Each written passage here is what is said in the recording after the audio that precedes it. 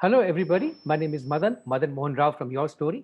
And on behalf of all of us at YourStory, welcome to Scale Up India, the Sunicon Spotlight, brought to you in collaboration with PayU, one of India's leading payment solutions providers.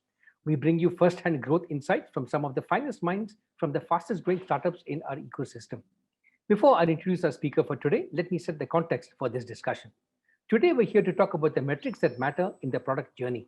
In a highly competitive startup ecosystem, understanding and acting on product metrics can power growth in an outcome oriented way. They develop in us an appetite for experimenting and becoming data informed. Not just using product metrics puts us at a disadvantage. We'll understand less about users, be prone to opinions, take unnecessary risks, work harder instead of smarter, and have a lesser understanding of impact. To discuss the nuances of successful product strategies, we have with us Ramneek Khurana, the co-founder and head of product and technology at Lenskart. Ramneek graduated from Georgia Institute of Technology with an MS in industrial engineering. In his current role, he heads product for Android, iOS, web apps, and POS at Lenskart. Welcome aboard, Ramneek. Good to have you with us today. Great. Thanks, Manan. Happy to be here. Great, Ramneek. We got a lot of questions, which I'm sure the answers will look forward to by the founders in the audience. So let me begin with the data advantage at Lenskart. Leverage data correctly can be a powerful tool for a startup's growth strategy. So how have you at Lenskart been processing your data to grow, and what are the kinds of data that you look at? Yeah. So, firstly, I think it really depends a lot on the stage of the startup. And depending on the stage of the startup, one has to really balance between the quantitative and qualitative inputs that they get. As an example, at a very early stage, when the numbers are handful in terms of number of users, orders, revenue, etc., the quantitative data might not be big enough and will give you wrong insights because you are just not getting that normal value. And at that time, it is really important to rely heavily on lot on qualitative inputs. And when one does that, they have to make sure that they are being very disciplined about it and they are being very unbiased about it. And it helps to take professional coaching around that also, of doing user interviews, etc. But as the startup starts to scale, right, there are multiple matrices which come in, but it's really important to figure out which are the ones which you want to look at daily, monthly versus, at an annual level. So for us, the four key ones which are there is number one being new user acquisition, because if a business is growing, say, month over month at a 30% rate, but the number of new users have gone down from 80% to say 20-30% of the overall revenue that is coming on daily basis, it is almost guaranteed that in 6 months that business will stop growing. So new user acquisition is the number one thing that we look at. It is also coupled next along with it with average revenue per user. It is very interesting because early on we did a mistake where we for specifically our product teams, we made conversion as the sole metric. The problem with that was they completely tried to remove friction and all on board, what you call upselling and the cross-selling opportunities for the customers. And that actually led to reduction in average revenue per user, as one would imagine. So ARPU is now the key metric that we look at because it is really important to drive, dollars per user. That has to be accompanied with gross to net. What I mean by gross to net is after you get, say, 100 orders, the actual orders which are delivered and enjoyed by customers after removing all the returns and cancellation. This metric typically in companies is given to operational teams and is not really driven typically by growth or revenue teams, which in our opinion at least is the wrong way because it is a very, very important lever from two perspectives. It is like leaving money on the table because these customers have already made a purchase and then they are not going ahead with it. Second reason for that is it takes your customer experience to the next level because essentially any return or cancellation is a defect in the system which needs to be fixed, and that will make sure that the new customers that you are acquiring are happy with you. So gross to net is an important metric that is not focused upon very heavily by revenue and growth teams. So this we feel is a very important one. And the last one in chronological order, but not in the scheme of importance, is the net promoter score. That after this whole journey has happened, how is the customer rating you? Are they willing to go out and tell their friends about it, or they are just okay with the service, or they're actually detractors, they didn't like it at all. So for us, these are the four key ones: new user acquisition, average revenue per user, gross to net, and finally net promoter score.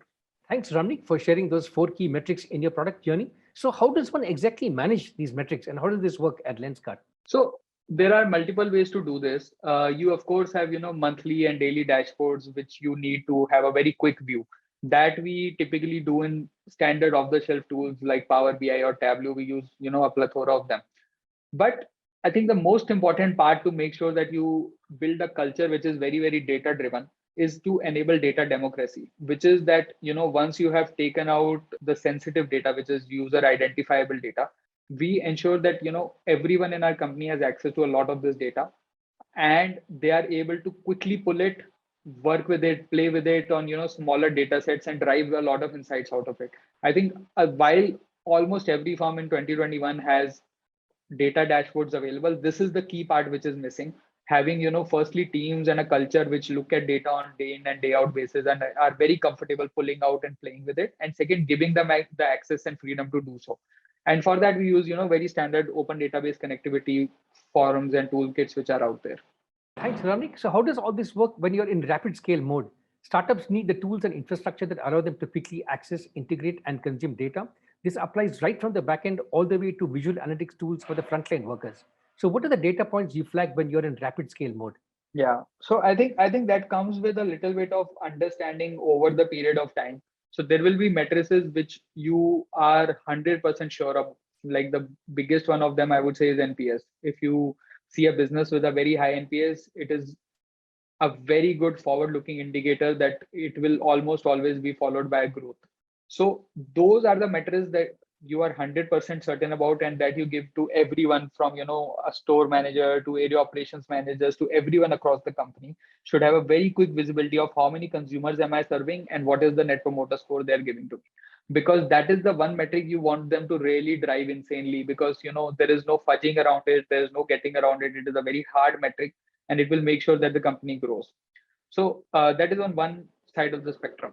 Then on the other side of the spectrum, there are matrices or trends which are coming up, like a person which has bought right now and who has shortlisted a product but maybe not made a purchase over 10 days. If you do an intervention, if you talk to them, if you send them a push notification, they will end up consuming your product better. Or if you are able to solve one of their problems, maybe they are looking for an eye checkup or something of that sort, right? If you solve their problem, it is almost certain by about 60% degree that it will lead to a purchase. So those are the kind of metrics where you need not have it easily available to everyone, but you need to make sure that that data in the raw format, in the rawest and the raw of the format, is available to everyone in the company who is able to analyze it quickly and come up with those insights. And then once those insights become, 100% concrete, that you have seen them working over and over again, it goes towards where NPS stands, where you make it available to everyone and drive your teams via that. So, Ramnik, how does this connect to other metrics about active users? For example, monthly active users, MAU, and daily active users, DAU, are a great overview of a digital product's overall health. How would you recommend balancing these metrics for long term growth, MAU and DAU? So monthly active users and daily active users are great matrices, but one has to really also put in nuances which are dependent on the geography that they are operating in, and also on the business that they are in. So an example of nuances for geography, to give you an idea, is that if you look at any mobile application today, be it everything from YouTube to Google Chrome to even your Amazon, they are now introducing the concept of profiles. Because what we see as a trend in India is that typically in a household, even if it is a big family of 6 to 8 people, they have one account and multiple users are using that account. Now, in that, if you were to take vanilla matrices of MAU and DAU and put it on top of it and try to draw insights out of it, what you are missing out on is that that account is actually being used by multiple people. And that is where this extension of account is coming in terms of profile in practically every app in India, be it Spotify to everything. And that is where the play of geography comes in. Now similarly, when we operate in US, we don't have that problem. We know that devices are very individualistic. Even kids have their individual iPads, so we are able to target users much more via their login than the need to create further profiles beyond their login. So that is one nuance which comes in with the geography. Another nuance which comes in is on the basis of the business that you are in. Like as an example, in our case, there are certain behaviors which differ from cohort to cohort. Like action led cohort will come and interact with app very heavily, where they come and try on their digital avatars, do our augmented reality tech, and try out a new drops of eyeglasses over and over again. So for them, it is important for us to measure MAU and DAU in terms of not necessarily the purchase behavior, but also on the trial behavior. How many times are they coming and checking out a new product? How many times are they, favoriting a particular eyeglass that they're wearing virtually on their face? So that is one part of the cohort. Another part of the cohort, which is, as an example, important for us, is people who are very sensitive about their eye power, who are very prescription driven. And for them, it is very important to get eye checkup done every 3 to 6 months. So for them, the metric to be measured in terms of repeat usability for us becomes how many times are they visiting the app, getting our eye checkup service at their home, or visiting the store to get their eye checkup done. So MAU and DAU are great, but one needs to really tailor them as per their business and as per their geography. So Ramneek, let's move from customers to transactions. What are the ways in which payment solutions can impact your product? How can the right payment solution strategy help you scale up? Yeah. So, Madan, right now we have reached a stage where I think one doesn't need to have too many competing payment gateways, because a lot of solution providers are fantastic in terms of ensuring that there is reliability as in the transaction goes through, and the UX is right so that customers don't get confused and drop off. So we have been working with PayU for that forever now, and we have continued with them. I think the differentiation that payment gateways are now bringing in place, which is important, is in the value added services that they're offering. Like the first one being buy now, pay later, or EMI kind of options, which have been recently launched. And what that allows us to do in terms of direct impact that we see is that the average ticket value of such customers is higher, because they get more confident in upgrading to a better option with these options. And the other one, which has been slow to take off in India earlier, but now after UPI coming in place and certain freedom coming in terms of no OTP and lower transactions, we are seeing an uptake in subscription, which in our case has been beneficial for categories like contact lens, where people just want to put in an order and then forget about it, and the right package shows up at their doors on the right time. Thanks, Ramneek. From customers, let's focus a bit more on investors now. What makes for a good investor founder relationship? What's the ecosystem equivalent of a counselor for founder VC relationships? Yeah. So Madan, I think the foundation of any such good relation, not just a founder and VC relation, is being completely transparent, honest, and upfront. So things go haywire, things go a little bit up and down every month or every quarter in any kind of business. And I think the key over there is that we maintain complete transparency. There is information share much more upfront and in advance to the team members, because they are really your extended team and they are looking after your best interest. And only thing that we have to be careful about is that how do we zoom in and zoom out of the situation. So what I mean by that is that most of the matrices presented at that level or discussed at that level have to do with strategic value of the company, and where are we looking in long term horizon. So it has to do with new user acquisition growth, the new markets, new geographies, what conversion trends are we seeing at a holistic level, and things like that. But occasionally when we see a number going below the benchmark or the trajectory changing a bit, that is when we really have to zoom in and go into much more detail, even with them, so that we all are on the same page with regard to the problem that we are discussing. Thanks, Ramneek. For the next question, I'd like to focus a bit more on the digital channel. What is a good customer conversion rate to have? In other words, people who land up on your website and then end up becoming customers. What should you look at if your customer conversion rate was poor? So customer conversion can broadly be divided into two buckets. So much like offline world, there are two kind of stores online. One is more horizontal in nature, the Flipkarts and Amazons, which are more equivalent to a supermarket. And over there, what you see is a lot of visitor come on daily basis just to check out stuff, just to check out if there's a new merchandise which is available or something new which has come out. So over there, you typically see a conversion rate of lower conversion rates at about 1.5 to 2 to 3%. But then there are other places which are more vertical in nature, much like us or any cosmetic company or any fashion brand. And over here, people come for a very, very specific need. They do come to check out stuff, but that behavior is much lesser compared to a marketplace. And here, anything below 5 to 10% is doing poorly. Thanks, Ramneek. We've talked a lot earlier about customer acquisition. I want to talk a bit now about customer retention and churn rate. Getting customers is great, but if those customers are dropping off after only a few days or maybe even a few seconds in the case of fickle apps, you've got basically a leaky bucket instead of a good product. So how would you recommend addressing a challenging customer retention and churn rate? So the first thing to look at is obviously the core product. It can be digital product, which can be a subscription service, or it can be a physical product, like in our case, which is eyewear. So if you are hearing very loud and clear in your feedback, in your review, in your NPS rating, that the quality is a problem, right? Just drop everything and fix that first. Because without that, you are blowing up a product which is not great, and that is a very fast way to kill any company. So first thing has to get is to get the core product right. That is the very first thing to do. Now after that, in this day and age, there is still a lot of fickle behavior with the kind of options that people are presented with, and the limited time they have compared to the options that they have. So once your product is tight and it is logged into place, the next thing to look at is what is the X factor, what is the stickiness factor for which consumers will come back again.